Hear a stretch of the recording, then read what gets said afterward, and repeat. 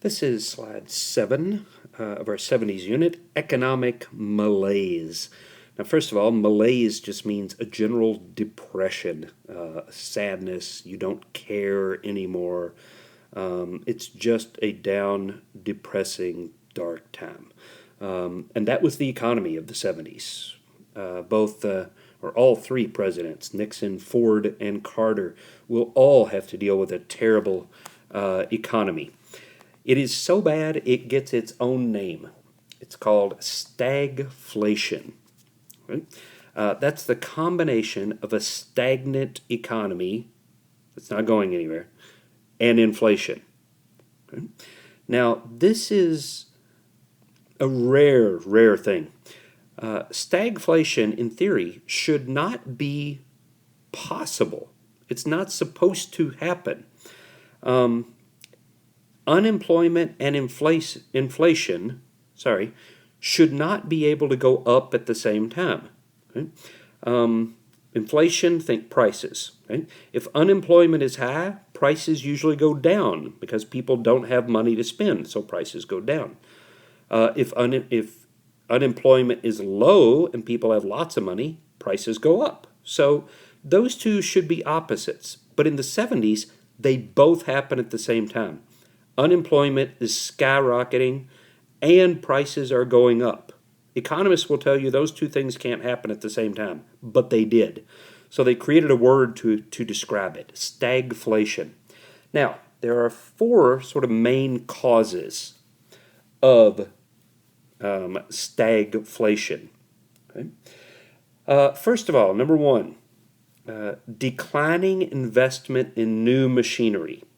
The U.S. stopped building new machinery. Okay, declining investment in new machinery. I'll say each of them twice there for you. We had led the world in producing goods in the 50s and the 60s. Nobody even came close to challenging us. So we stopped improving. We stopped getting better. Nobody was pushing us. And when you stop doing that, when you stop building new things and new technology, the rest of the world catches up, and they did. So we were stuck with old, outdated, outmoded ways of building things. Okay? So declining investment in new machinery. We stuck with old stuff we had, and it started falling apart. Number two, okay, new government-imposed safety and health regulations. Okay? New government-imposed safety and health regulations. The government started getting involved in factories to protect people, to make them safe while at work. The government got involved with protecting the environment. Companies couldn't just pump crap into the air and water anymore. And that means they have to spend money improving their factories. And because the factories are spending money and owners are spending money making their factories safer and better, doesn't mean they're going to take a loss. It means they're going to pass that price increase on to consumers. Right? Number three, Vietnam was draining money that we needed to improve education. Schools were suffering. Colleges were suffering. Because we were spending money in Vietnam rather than on education here. Right? The best, brightest minds weren't going to private businesses. They were going to the military, to defense factories and such. So Vietnam was hurting our education, both the schools and what was coming out of it. Okay? And number four, the last one, is simply inflation. Okay? Welfare puts money into people's hands, but we're not building things for the people to buy. Okay? Welfare puts money into people's hands without adding to the supply of goods that they can buy. So people have money, but there's nothing to buy. Okay? So all those things kind of come together in this perfect storm. Okay?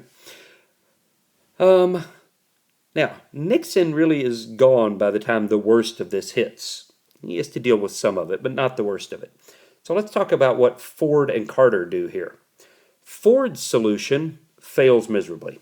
It's a plan called WIN. And here you see the little the button there. WIN. It stands for Whip Inflation Now. We can all get together and whip inflation if we just work together.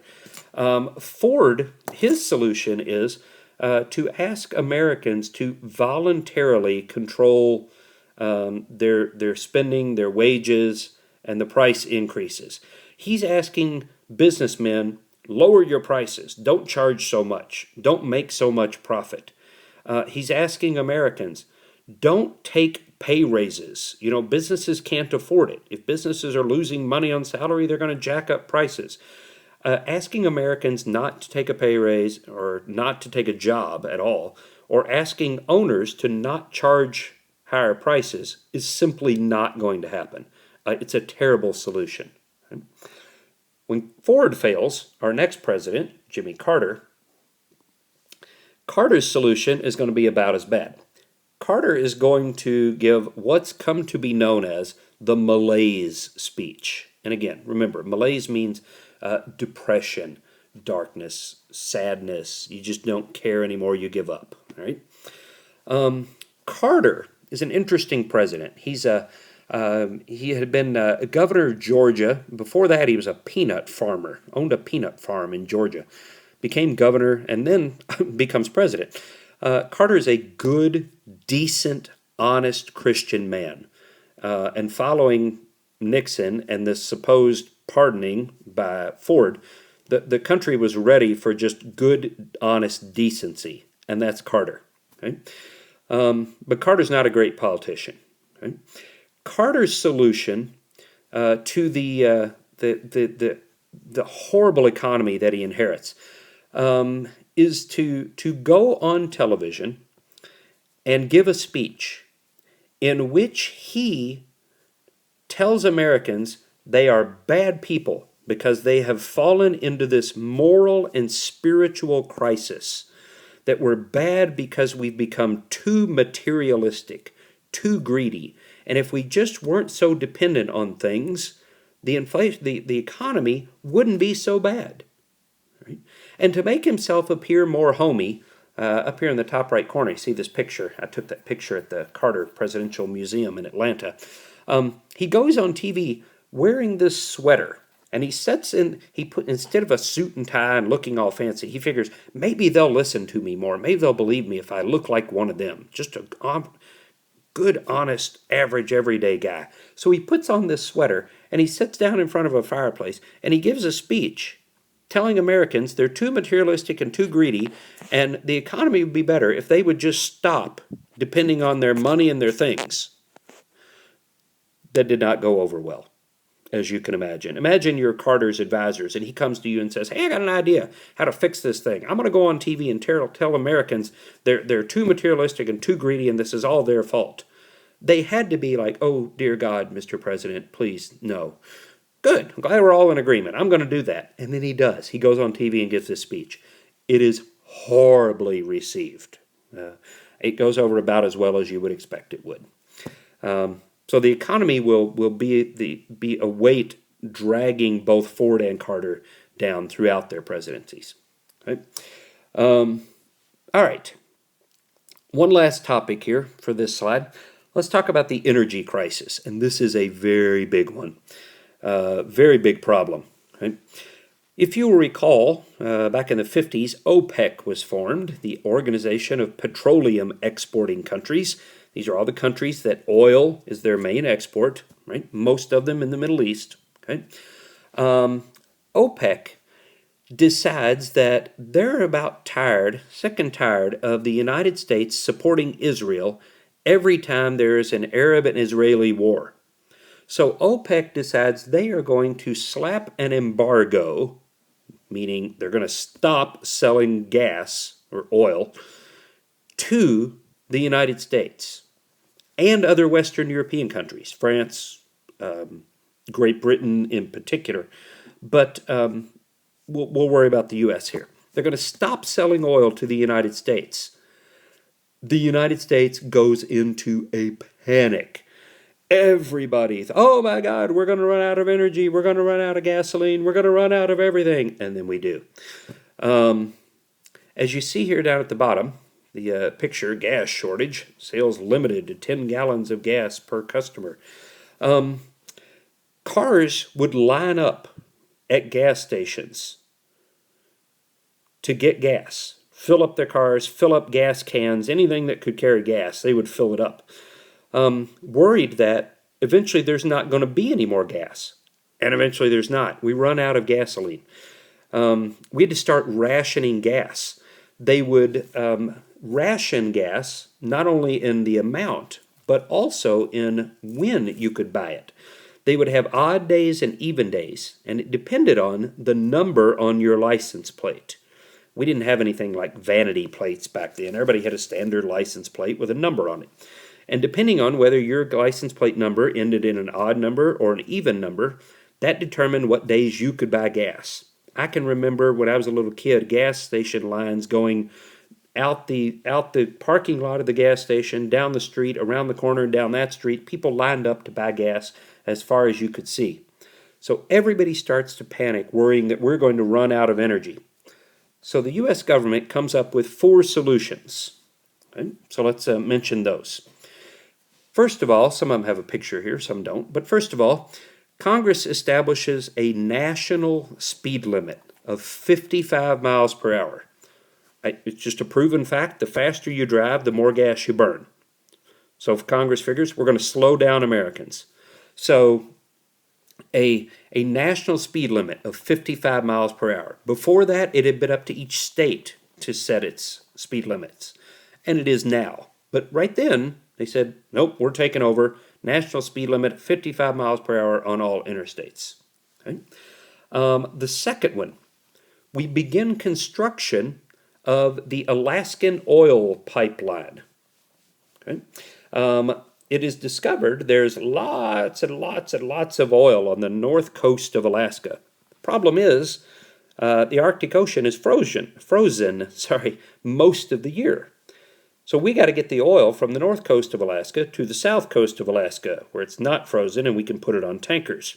The way to do that is to build a pipeline. Right? Now, when this is proposed, environmentalists go nuts. Oh my God, you're going to destroy the environment and everything else. It doesn't. The Alaskan oil pipeline is one of the most successful integrations of industry and environment in U.S. history. Okay? There's never been an accident at the pipeline.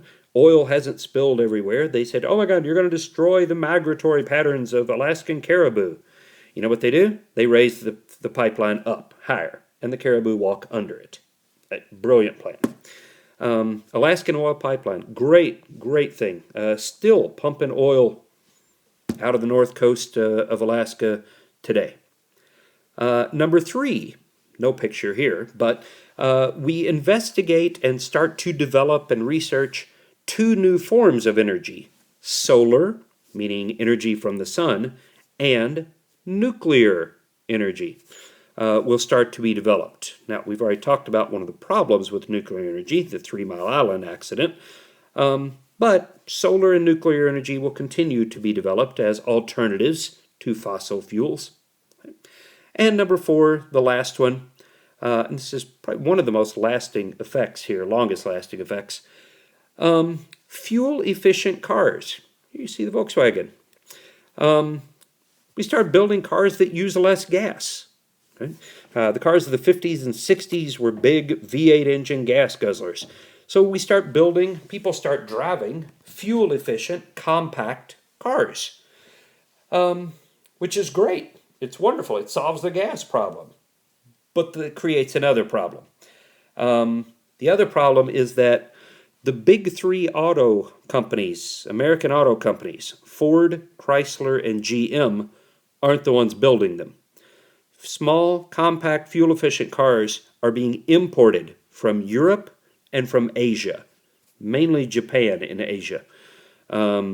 Germany, Britain, Italy in Europe. But imports, great on gas mileage. People love them. The problem is, it's killing American industry. So we go back to the stagflation problem, unemployment. It's going to take a good 5-6 years before American auto companies are producing small, fuel-efficient cars. So it's a win-lose kind of thing here on this one. Okay. Now, eventually, OPEC will lift the embargo, but only after quadrupling the price of oil. They raised the price of oil to the United States 400%. And do you think oil companies in the United States are going to simply accept the loss in profits? No. They will pass on those price increases to the customer, and prices of gas will never be as cheap as they were in the 50s and 60s. Heating oil will go up. So the embargo comes to an end, but at a great cost to American consumers.